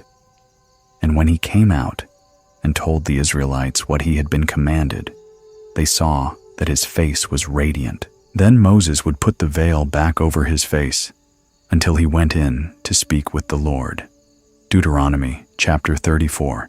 Then Moses, with a heart full of purpose, climbed Mount Nebo from the plains of Moab to the top of Pisgah, which lies opposite Jericho. From that elevated vantage point, the Lord showed him the whole land, from Gilead to Dan, all of Naphtali, the territory of Ephraim and Manasseh, all the land of Judah as far as the Mediterranean Sea, the Negev, and the whole region from the valley of Jericho, the city of palms, as far as Zoar. Then the Lord spoke to him, his voice a gentle echo across the vast landscape. This is the land I promised on oath to Abraham, Isaac, and Jacob, when I said, I will give it to your descendants. I have let you see it with your eyes, but you will not cross over into it. And there, in the land of Moab, Moses, the servant of the Lord, peacefully passed away, just as the Lord had said. The Lord himself buried him in Moab, in the valley opposite Beth Peor. To this day, no one knows the exact location of his grave. Moses was 120 years old when he died, yet his eyes were not weak, nor his strength diminished. The Israelites grieved for Moses in the plains of Moab for 30 days, until the time of weeping and mourning was complete. Now, Joshua son of Nun was filled with the spirit of wisdom, for Moses had laid his hands on him, so the Israelites listened to him and faithfully did what the Lord had commanded Moses. Since that time, no prophet has risen in Israel like Moses, whom the Lord knew face to face. He performed all those signs and wonders that the Lord sent him to do in Egypt, to Pharaoh, and to all his officials, and to his whole land, for no one has ever shown the mighty power or performed the awesome deeds that Moses did in the sight of all Israel. My dear friend, with these words, our journey through the stories of Moses comes to a close. May the peace that permeates these divine narratives remain with you. May the faith and serenity we sought together deepen in your heart, bringing tranquil rest and a renewal of spirit.